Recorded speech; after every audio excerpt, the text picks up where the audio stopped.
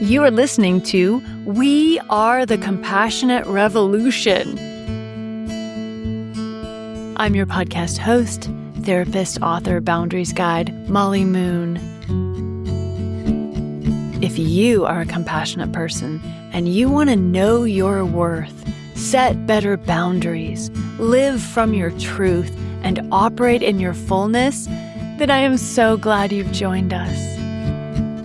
You ready? Let's get started.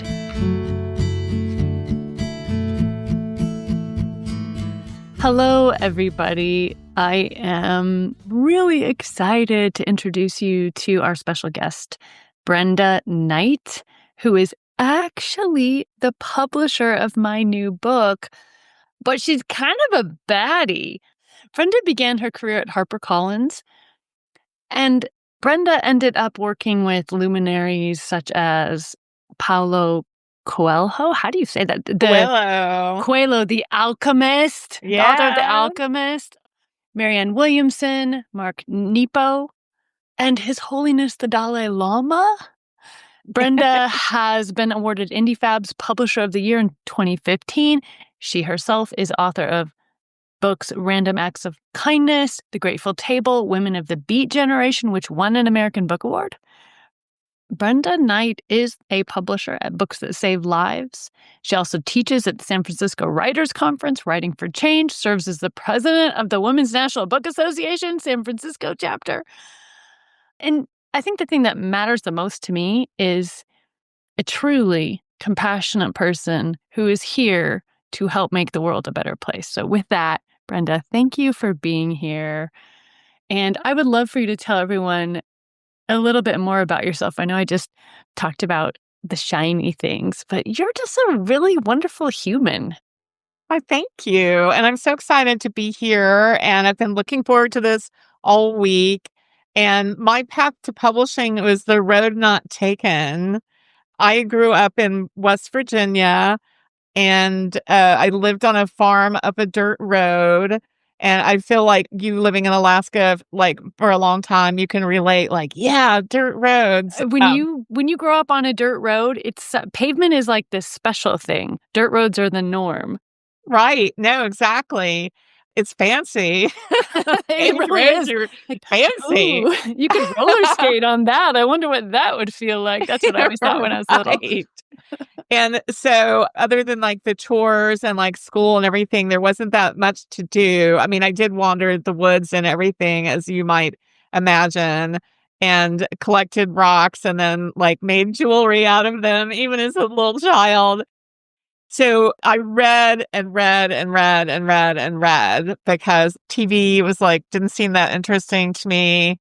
Because aside from just loving reading and loving stories, it was a way to explore, to like go to the places that had paved roads. So I traveled the world, through books. So I went to college, and after grad school, realized like I'm going to have to move to like a big city with a big economy where I can get a job. And I almost moved to Boston. And then my friends that lived there said, oh my goodness, like our heating bills, like, hundreds of dollars a month. And that just sounded crazy to me. So my best friend, Kimberly Davis, and I decided we would move to somewhere that didn't need heat. Now, little did we know that the San Francisco Bay Area, you actually do need some heat now and again. But we drove to San Francisco, and like I remember crossing the Bay Bridge, seeing the city, so many paved roads, and I just loved it. I fell in love with the San Francisco Bay Area, and there's no blasting me out of here. Although I go visit my mom and sisters in West Virginia at least once a year. And so I had decided, now I still don't really know where this came from, but I think that it was all that reading and wishing, for big cities and places that weren't so countrified. I had decided I wanted to be an international businesswoman. It was a very clear goal. And I wanted to work with people from other countries. I knew that too. And honestly, I think that was from all the reading. And so I got a job in a very large import-export corporation. And I got a job. I literally was just the receptionist. actually, I really loved this. Like, I learned how to drive a forklift and just because I thought it was a good skill to have. That's so cool. Yeah, and so I did everything I could because my ultimate goal was to become a buyer. Because if you're a buyer for an import corporation, you're literally shopping on somebody else's dime. And I thought, that's what I want to do. I want to travel the world for free, buy cool things, come back home and like market them. And so it took a couple of years and I worked my way up. And then my boss, who had founded the company and was a merchant marine, and so he literally just like traveled the world and brought cool things back and then resold them. And that evolved into a very large multinational corporation. So he said, okay, tomorrow come to my office at 7:30 a.m. and I'll show you the factories we're going to visit and you'll meet our factories. I was all excited. I dressed up a little bit for the meeting. I got there 7:30 a.m. and he had what looked like photo albums laid out on a table. And then he said, well, first I'm going to show you mainland China and like where we're going to be visiting, and then India. And there were a couple others. And so he opened them up, the mainland China one, and I saw children working. And I was Oh, shocked. I oh, said, those look like children." And just said, "Mm-hmm," and kept flipping pages because to him that was no big deal. how old are you about at this time? I was 23. Wow. And I was really shocked, but he just kept flipping pages and saying, "This is where this factory is. This is where that factory is." Then when he got to India, I like sort of regained my voice. And so he opened up like the factories in India. And I knew that like all the products that we were already getting from India were lacquered. It was like silver and brass and metals that have to be spray lacquered so that, when you touch them, you don't, ruin them. And I looked and I saw that the kids didn't have masks, they didn't have fans, they didn't have ventilation, they didn't even have windows, and they were sitting on little stools, like, doing this work. I mean, I could see from the photos. And I said, "Where are the fans? Like, all these products are lacquered. Where's the masks? Where's the fans? Where's the ventilation?"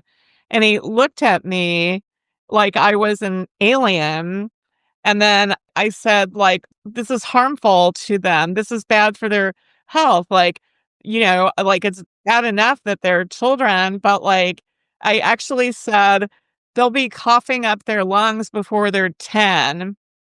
And at that point, he said, "They consider themselves lucky to have jobs and you should too." I was gonna say, he's looking at you saying, "Guess who's not traveling?" Right. This Well, company. and at that point, I feel like, Molly, you must have had this when you're shocked out of your body. And I was literally having an out of body experience. And the floating near the ceiling, Brenda was looking down at the desk, Brenda, thinking, "Oh my gosh, what's going to happen?" And I just said, "I can't do this. I can't participate in the exploitation of children, and you shouldn't either. Oh I my goodness. I I resign effective immediately."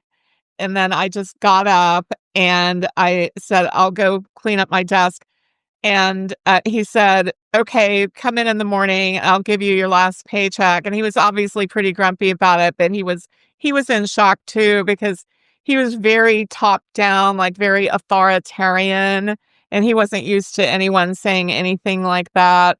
And in truth, like, the company was very international, like, I mean, I loved that about that job. There were people from India, there were people from China, there were probably people from Taiwan, people from Japan, like, there were even some brothers from Malta. It was a very international company, and I loved that and, like, learning little bits of other languages and learning other cultures and, eating yummy lunch foods that people made and brought from home. But the rest of the employees probably talked all kinds of smack about him behind his back in their language. But like face to face with him, they were very meek and, sort of accepted his authoritarian ways. And so it was very uncommon for somebody to talk back to him, as my mother would say. Not just that, I mean, the thing that stands out to me is, like, you're 23. Well, I just knew it was wrong. I mean, it was Right? all kinds of But wrong. I love that in the sense that you're 23. Talk about the quote, quote, "American dream." I'm not talking about the healthy Mhm. version, but Yeah. it sadly is kind of a Yes. very common thing. It doesn't matter who you climb on top of. It matters how high you can climb up. It doesn't matter. It's their problem. They'll figure it out. They should climb harder. But, like, you're 23, you're getting this opportunity finally to do the things you wanna do. So from a ego perspective or that kind of all the things your personality was trained to value, you just were getting it offered to you. All you have to do is overlook the fact that it's Mhm. absolutely horrific. But, there's so many ways that people justify that. Well, but they're gonna do it anyways or whatever.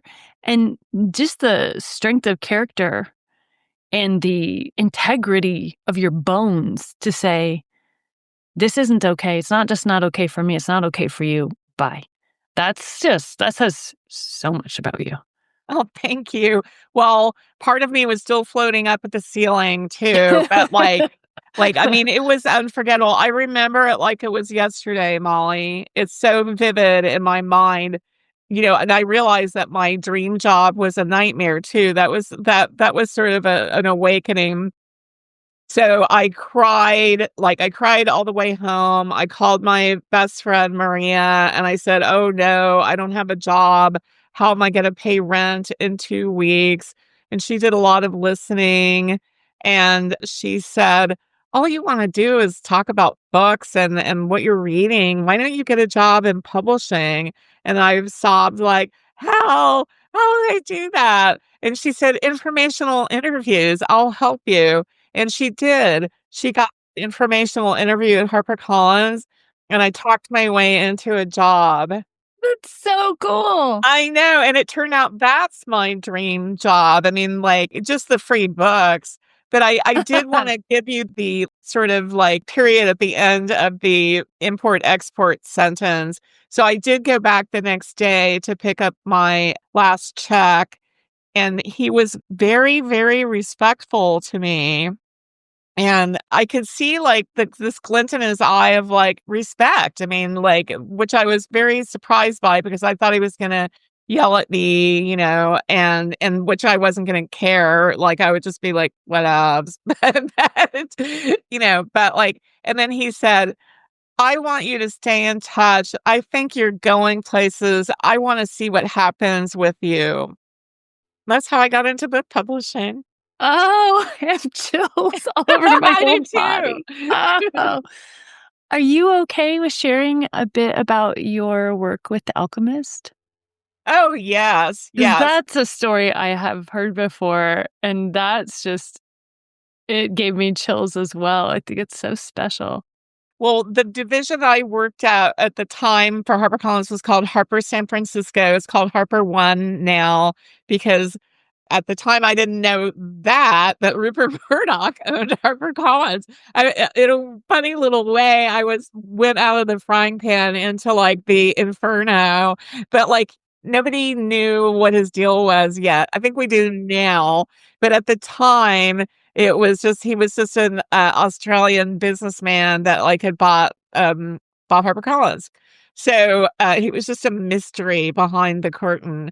So I was so thrilled to work there because it was all about ideas and concepts and that was the division that like published all world religions and philosophy books and self-help books, early books about boundaries like Wow. Codependent No More. In fact, that's how I got the job. I realized, like, later that Codependent No More was making so much money on the New York Times bestselling list that that's how I could, like, talk my way into a job is because they were flush with cash then and they were growing.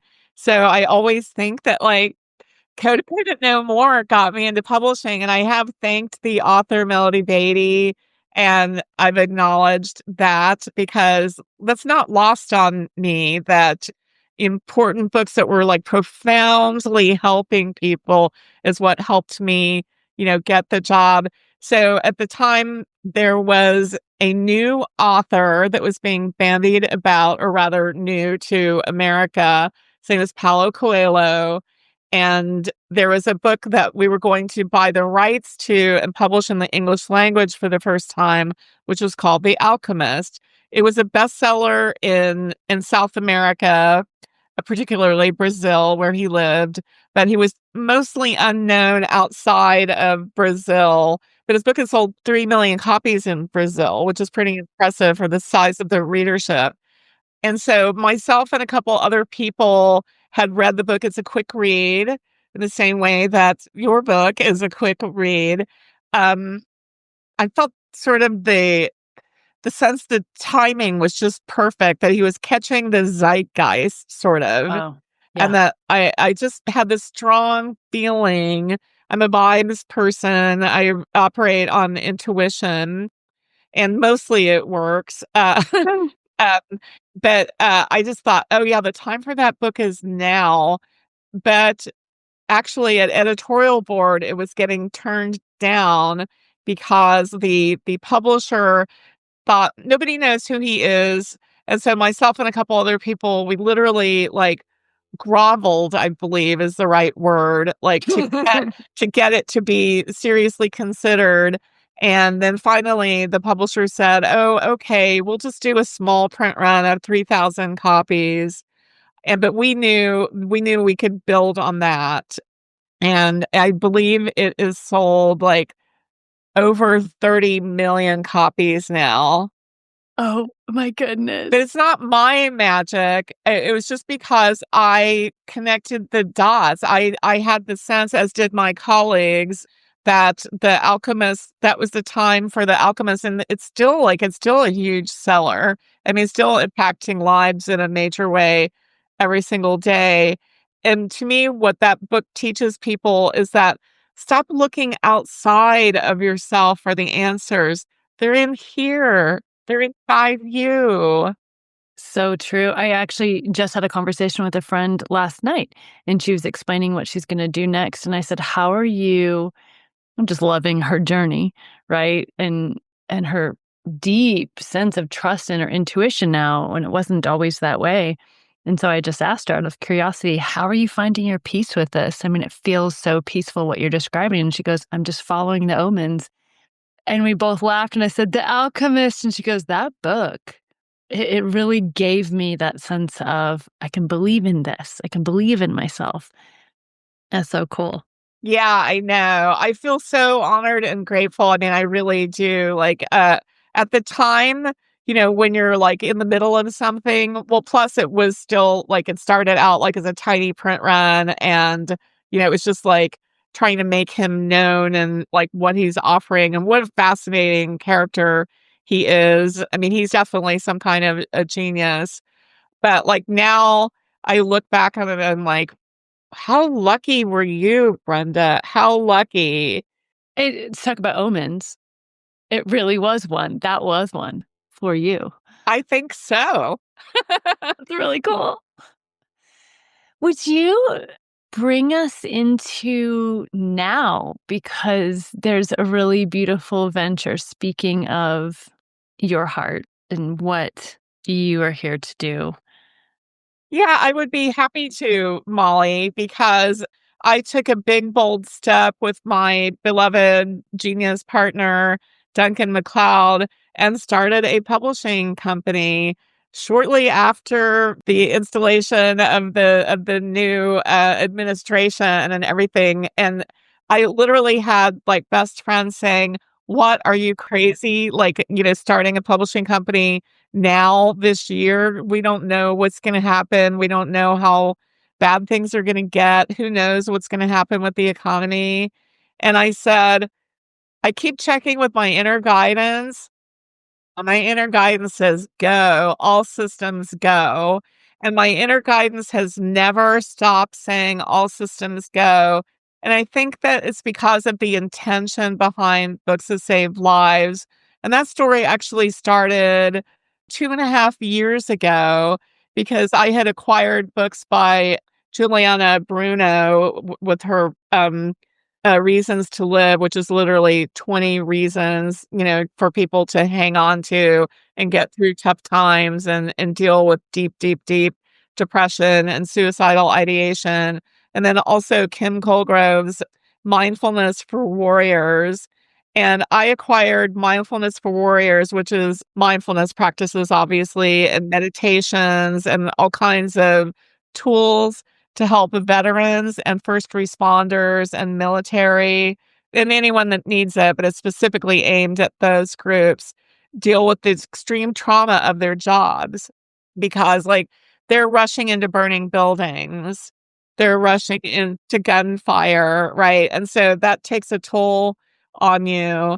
And my dad was a Marine, and he had come back from his tours of duty, and even as a little kid, I could tell something was kind of wrong with daddy. I mean, sometimes you could just see like something come over him.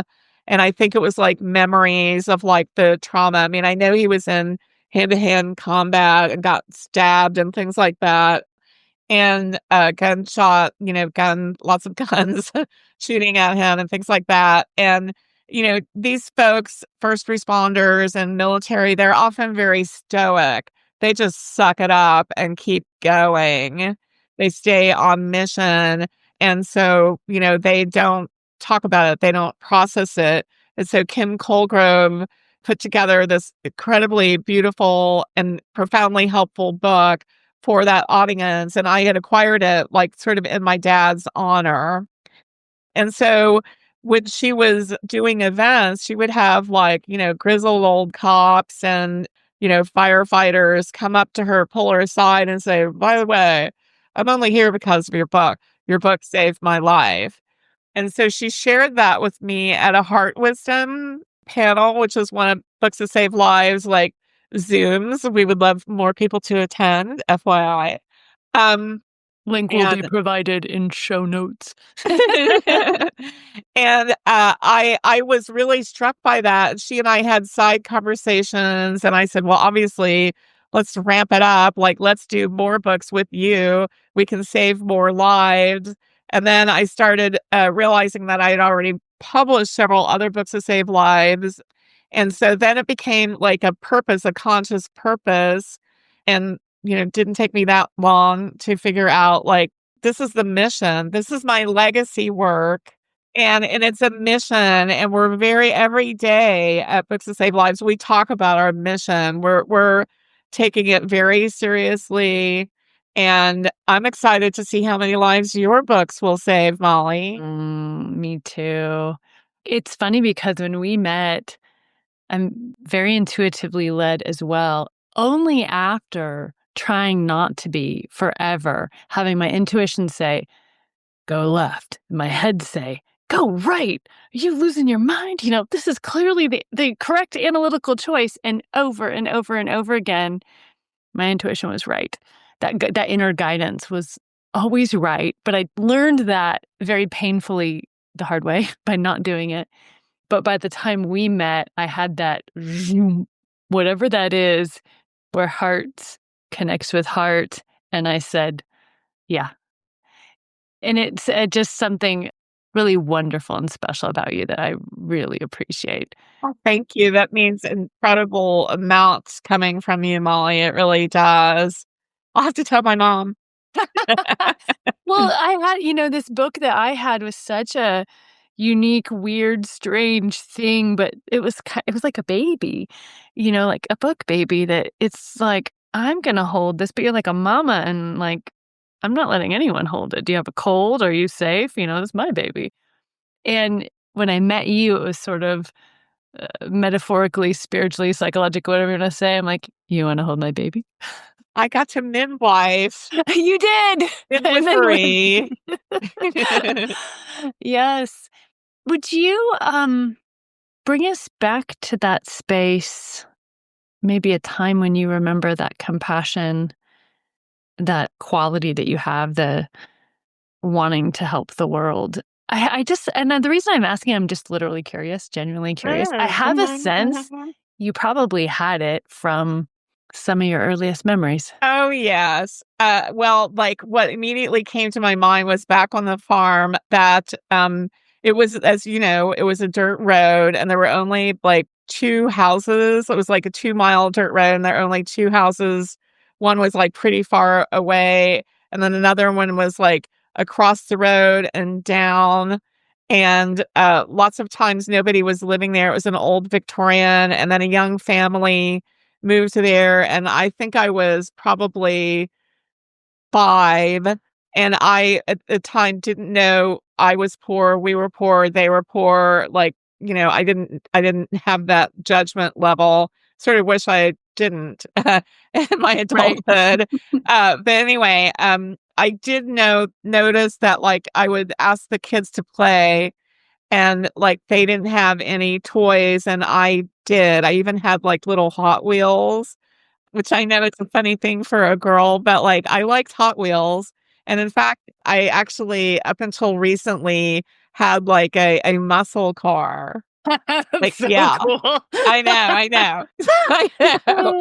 Like, um, and so, they like, there was, 2 girls and a boy, and they were like, little bit older than me, and I thought, "They need toys too," and so I literally gave away all my toys Oh. to the neighbor kids, and I was fine with it. It seemed like the right thing to do. I mean, I stand behind it.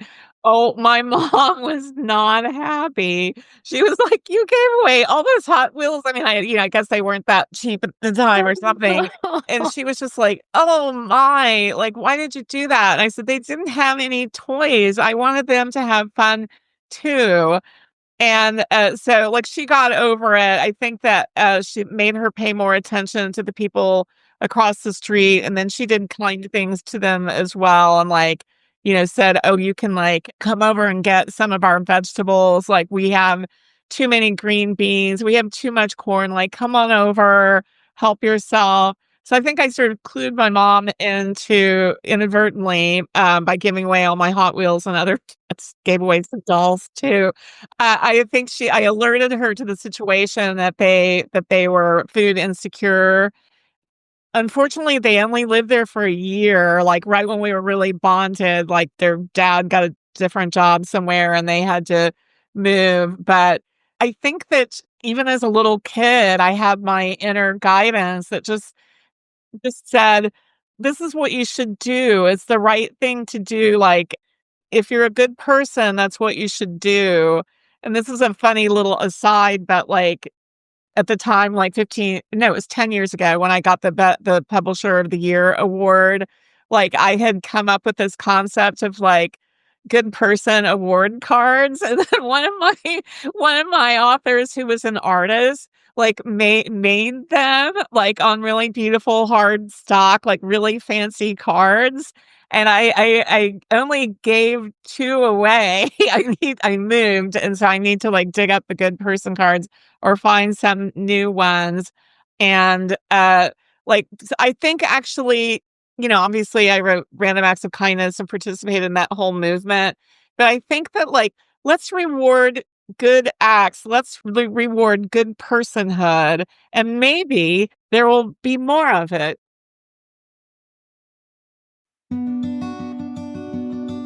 If you are a compassionate person who knows you are here for more than keeping the people pleased, then this is your invitation. For 30 days, you are invited to step into a guided journey with me to rebuild your inner architecture of peace, power, and joy. This is not just a course, and it is not the typical way of approaching boundaries either. This is a door opening into a new way of being. When your nervous system learns the alchemy of safety, when your emotions find clarity, when your boundaries become your living structure, everything around you begins to shift. So if you've been longing for something real, something soul steady, and something that finally feels like you, come to boundaried.com. You can find the link in the show notes or type it into your browser, boundaried.com. Let the next 30 days be the solution your heart's been longing for. Let's create a system that encourages this kind of behavior. Yeah, it's Yes. so cool because the get higher, be better kind of ego focused system really actually rewards some pretty bad behavior. If you're willing to exploit children, you can make a ton of money, in the right channels. Mhm. And you turned your face against that, what would be called good. And I love that at 5 years old, before the programming's really even had a chance to seep in, there's this innate knowing of this is actually what's good. And I love that it felt good to do it. It's such a Oh, it sign felt thing. fantastic. I didn't miss those Hot Wheels at all. I was so happy because, like, it made them happy. I really have this theory. I don't know if people are studying it. People will study it if they're not. There's a lot of us in this world. And I think we come in with these traits.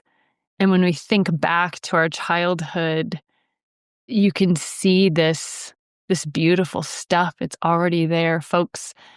Other folks might have to work to grow these character traits at all, like really work through grandiosity and step down and oh yeah, there's others exist. Oh yeah. And that's good. I'm really glad people are doing that. But for people like us, it tends to come baked into the cake. But then it's really hard to figure out how to live in this world when you have such empathy and you have such kindness. And then, especially as you grow up and you see how the world actually really works. And it's really hard to find a place in it then where you can operate in your fullness. And one of the reasons you're here talking today to me and to all of our listeners is you did it, Brenda. You did it. I gave my Hot Wheels away. And at 23, you said, yeah, hell no, Yes. and kept following the breadcrumbs, the trail of breadcrumbs, the omens. It's just so cool and inspiring. I mean, somebody who's listening might not be pulled to book publishing. Maybe it's something completely different, but the vein of truth here that it's so rich and strong is something that you've been following and are following even now. I would love to know a little Molly story, a young little Molly story that showed the early signs of Mollyhood. All right, the story that's coming up. My mom is really good about caring for people and about explaining, like, we have this and they don't have this, and that's why we're inviting them over to give, to love, to serve without any pretentiousness. Just more of a things are unevenly weighted in this world, but that doesn't make it right, and we're gonna love, and here's how. So I appreciate that modeling. But I think for me, one of the hardest things in having like a high empathy or whatever it was living in the wilderness, in my case, and having animals that then had to be eaten, that like destroyed me. And there was such I think that childlike wonder at the exquisiteness of life and how it all worked. I had these pet geese that literally would chase everybody else, and they were just my babies. And I go out to we lived in the woods on a lake, and like no curtains on the windows because there was nobody nearby enough to see. And these little rabbits that would come to my window named Peanut Butter and Jelly and peek inside in the snow, and these geese that I would call, and they'd all come running. And so it's not necessarily, this isn't a good and happy story, but I just remember coming home and the geese were no longer with us. They were going into the freezer and just sobbing and sobbing. And I think I Oh, was old enough at the time to quote know better. I think in like wilderness life, hunting families, all those kinds of things, subsistence living, like as in Alaska, it's just sort of it's how you survive. And there's a truth to that. And even ethically in the case of everyone's always given a very good life and treated with great honor. So I'm so happy to come from people who operated like that. But still, I think I remember that, like, not growing out of that when I was supposed to and keeping that for a very long time, having an impossibility of hardening my heart to the way it works here. Yeah, being served your friends at the dinner table is no fun. No, no. Anyways, um, the first time we met, to be perfectly honest, I wasn't sure. Well, of course, I wasn't sure how it was gonna go at all. In fact, it was kinda like a Hail Mary type of like, this possibly won't go anywhere, but I'm gonna give it a shot." I had this book that was given to me 2 or 3 years before we talked, but just this total vision playing out as a cartoon. It was to me in this way that I knew I was going to cartoon it. I knew it. I knew it was supposed to be written. And immediately after I got it, I remember reaching out to a publisher that told me, absolutely not. That will never happen. No publisher will ever accept an idea like this because it's so out of the mainstream. However, yes, would you please write us a boundaries book because you got this following? And so they were like offering me a deal based on a written book about boundaries because that's a hot topic. And I remember thinking in my head, like, I can't believe I'm not going to do this because what therapist doesn't, I don't know, maybe not every therapist, but as somebody who's a therapist who loves helping people, what therapist doesn't want the opportunity to write a book at some point? Like, that's pretty cool. It's literally kind of being handed to me, and I can't do it. I can't do it because it's not right for me. I couldn't even make my fingers type, even though I love boundaries, I teach them every day. I couldn't do that because I had been given a different book and it needed to come into the world. And I remember kind of dejectedly just letting that go and thinking, I do not know how this book is ever going to get published. I'm just going to put it over here to one side. It's going to be a book someday. I know it, but I don't know how. 2, 3 years later, I got that inner guidance. It's time, find a publisher. And somehow through the mysteries of synchronicities, you and I end up talking on a Zoom call like 2 weeks later. Right. Well, I think there must have been some signs. We'll have to try to go back and try to figure out what they were. And I was intrigued. And of course, there's the like funny little point that you had sent enough for me to get a good grasp on the great all. And then I picked up on the fact that, like, basically, like, your vision of, like, the creator, like, God, goddess, universe, the creator, is a glittery blob in deep space. And I said, so I had a frisson of recognition. Oh, finally, somebody else sees it the way I did and have. And I'm not even sure why I have that idea, but I know that I have just had that idea in my head and that I had gone to a Unitarian Universalist there was like I guess it was church, actually. I went to a church like one weekend, probably something like 4 years ago, and they were explaining that like God can be anything. And, they were talking about how God isn't, I mean, they didn't say it this way, but the bottom line is they were saying that God isn't like the white man with a beard that sits on the clouds up in the sky.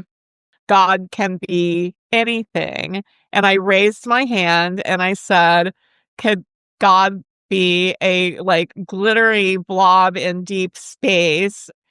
There was a moment of silence. I think they were like, oh, wow, what did she ingest before she came to church today?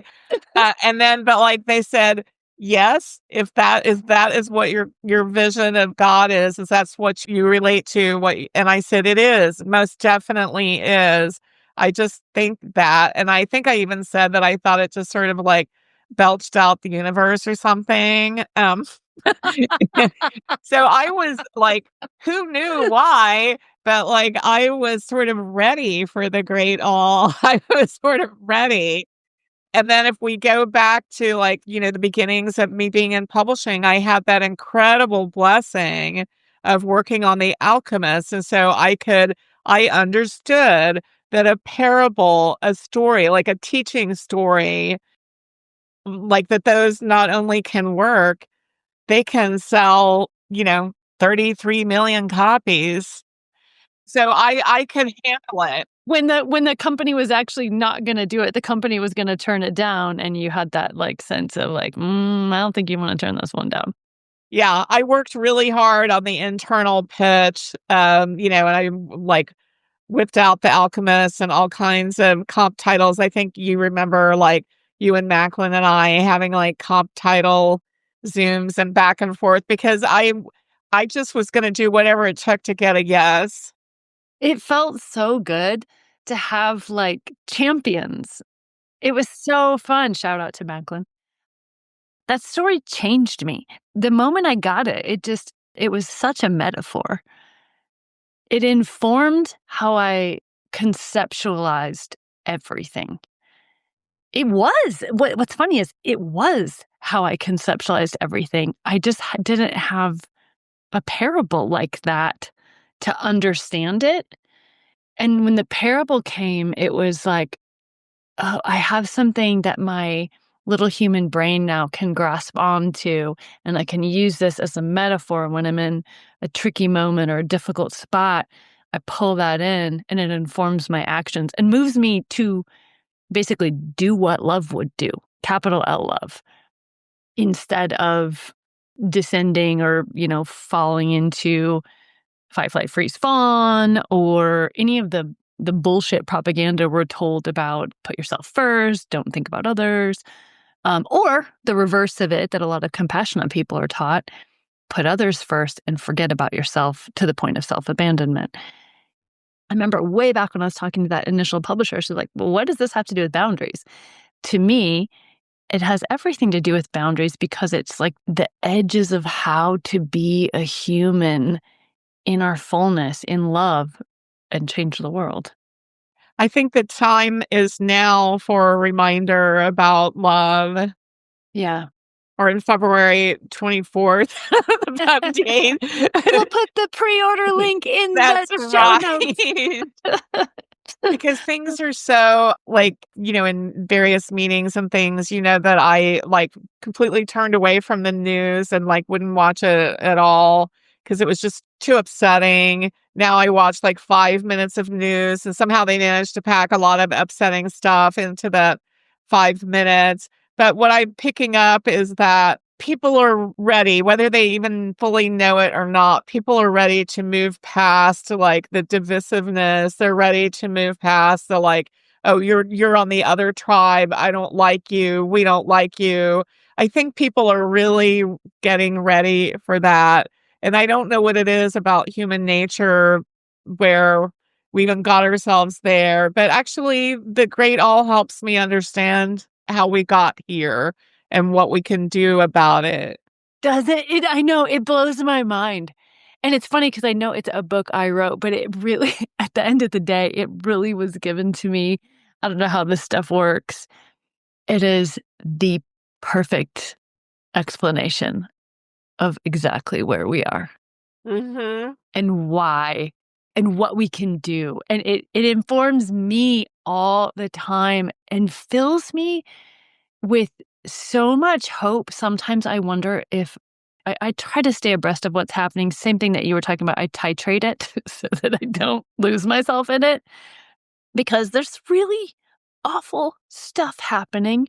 And you like blink and more different awful stuff is happening. And then you itch the side of your face, look this way, and then more awful stuff's happening over there. It's really hard not to have a full nervous system reaction to it if you're a caring person. And so I just try to keep up just enough so that I'm aware of what's happening and then move on into what I'm called to do. Because the thing I can do that will help the world the most is to do exactly what I'm here to do, not get caught up in that. It's like it's a storm. It really is. I don't know how many people I've talked to who've said it's almost like if I was going to give a sci fi metaphor for this, it's almost like they're being activated. I don't have any other way of explaining it, but there's so many people waking up is kind of maybe the word I would use, and realizing it's time. Almost in this, if I was gonna make a movie of it, it was like, "We came here for this. It is now time. We are now being activated, and it's go time." But, like, towards the good to in a way, to help save the world. Yes, and save some lives too, and some minds. Minds need to be saved because I think people are getting programmed, and, I can understand and sympathize, like, if you're only exposed to certain strata of media or everyone in your world, like, is indoctrinating you with this one certain belief, like, I can understand that. So I think that it's our mission to save some minds. Oh, I really love that.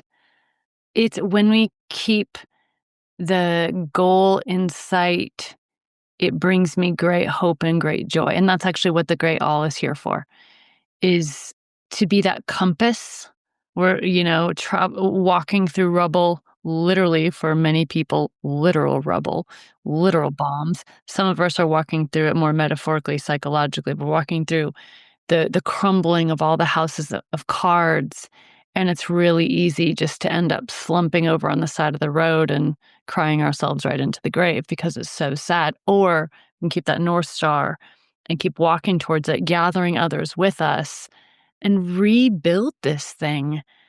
Honor all of the funky ways that the humans tried to figure this out.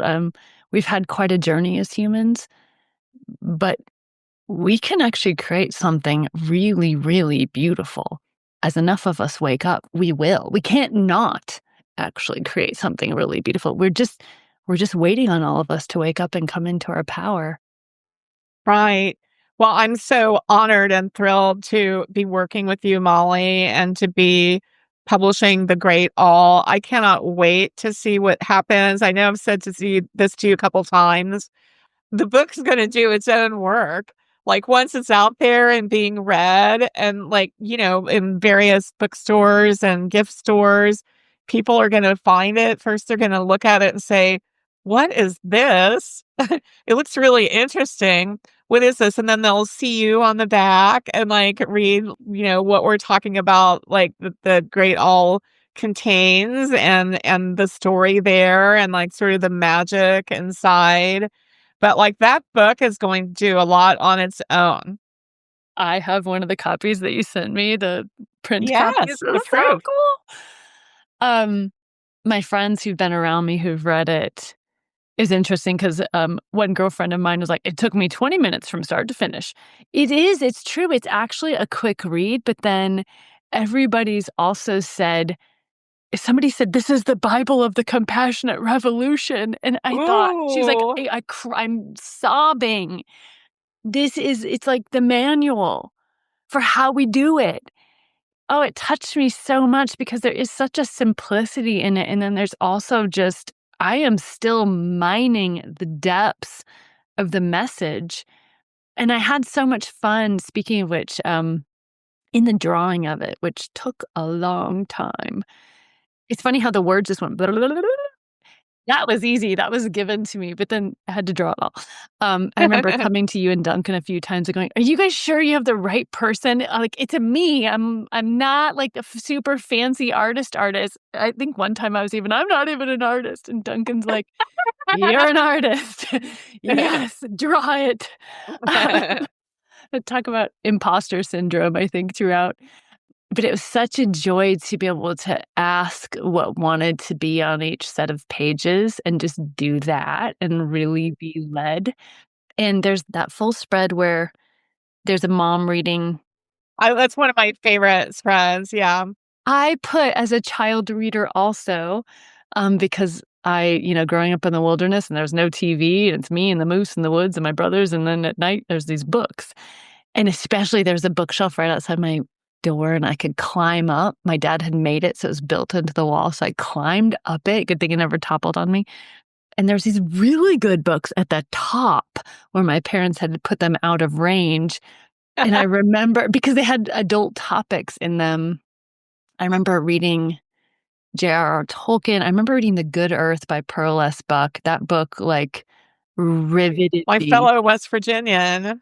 It's in such an earthy, Right. rich book about the human experience from these people who are so far removed from the Alaskan experience of this little girl in the woods, just all of the stories. I ended up putting in that bookshelf a bunch of those books that completely Oh, I never knew that. that's what the Gulag Archipelago, Oh, okay.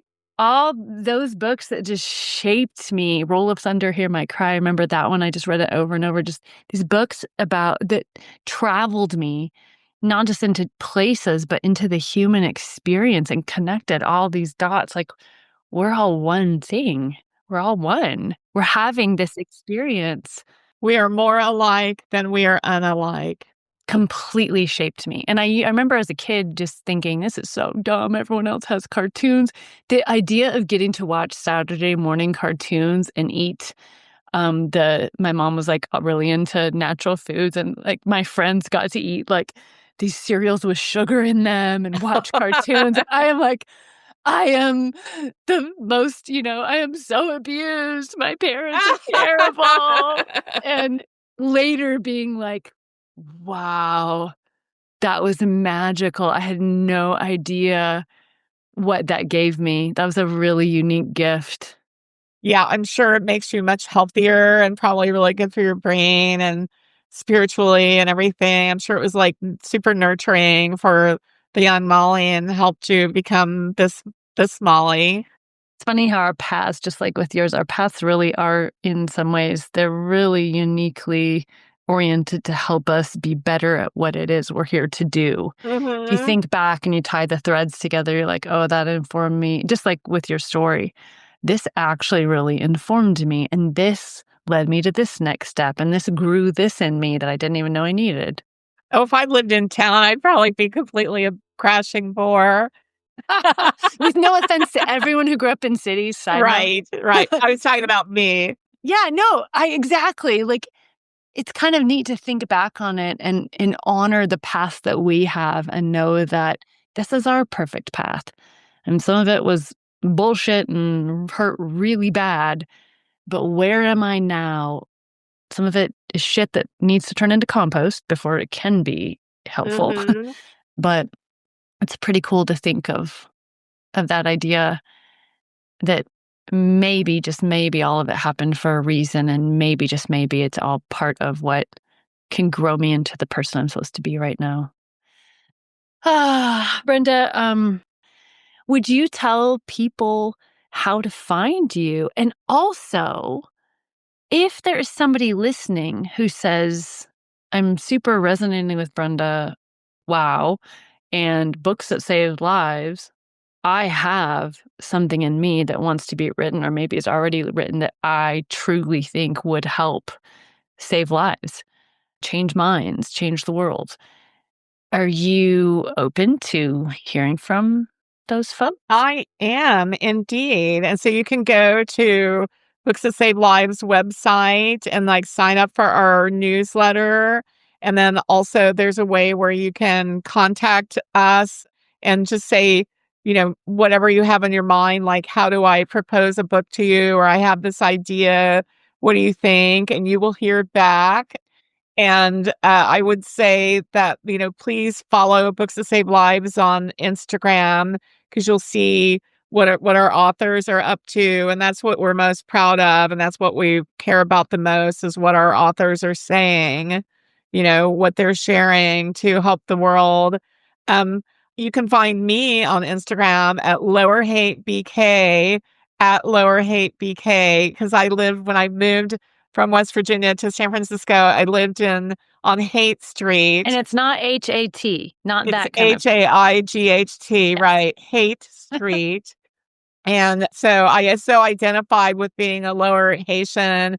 It was sort of I don't know, maybe it was like a little bit of like Brooklyn, a little patch of Brooklyn in San Francisco. Oh. Yeah. So I have a blog like, Lower Haight Holler, the holler, the dirt road. Ooh, West Virginia meets Lower Haight. That's right. Yeah, that was how I identified because I still have a little bit of an accent that people might be able to hear, but we would love to hear from you. Good ideas can come from anywhere. They can come from up a holler, they can come from Alaska, they can come from cities and just anywhere. So if you have an idea that will really, really, really help people, we want to hear about it. That's so cool. Our wonderful producer here, Jen Brown, will put all of these things in the show notes. So everything that Brenda just said, all you have to do is check the show notes and you guys will find everything you need there. Brenda, it's a delight. I have a question for you. I didn't understand about pre-orders. And you explained to me pre-orders really, really help with algorithm stuff for the book. So Yes. and we'll put a link to pre-order The Great All for anybody who is interested in the show notes as well. But what would you say as a publisher to people who would like to purchase the book and are wondering if they might do it now or they might go ahead and wait till it comes out on February 24th? I would say don't wait because like ordering now will help Molly and help Books That Save Lives save more lives. Because I mean, you should order from anywhere you want, like Barnes and Noble, bn.com, or bookshop.org. But Amazon, which is I think where 70% of books are ordered because you get free shipping from Prime and all that. If you order one of Molly's books, it'll trigger the algorithm to order 3 more. And then that will make the algorithm like make Molly's book more visible, more findable, and like give it a higher ranking. Oh, when it happens on Amazon, so it's Amazon pre-orders are the ones. Yes. Oh, Yes. thank you. I actually didn't know that exact part, so that's It really. is magic. And like if we're living in a world of like AI and, algorithms, we might as well train them to like help people. I'm down personally. Right, when the book comes out, order it from your local bookstore. Until the book comes out, please help us and pre-order on Amazon. Yes. Thank you. Uh, Thank you so much, and thank you so much, Brenda, for being here, for being who you are, and being a shiny, glittery, wonderful thing in this world, and doing so much good with your passion and your power. Thank you. It's my pleasure. And I'm so glad that we hooked up. Me too. I can't wait to see what happens. We're already kind of plotting our next book potentially together, so stay tuned for that, everybody. Mm-hmm. Thanks, Brenda, and thank you, listeners. See you next time. Thank you. Bye. My compassionate friend, I am so glad you're with us. We are the compassionate revolution. We are the change the world needs, and we're becoming it. If you loved this episode, please share it with a friend or give this podcast a 5-star review. I'd appreciate it so much. And if you'd like to get practical and work with me more closely on boundaries, you can come visit me at boundaried.com. That's boundaried with a D.com for amazing resources. Because this is how we do it. One action at a time. We are moving into our power. And I'm so proud to be in this movement with you.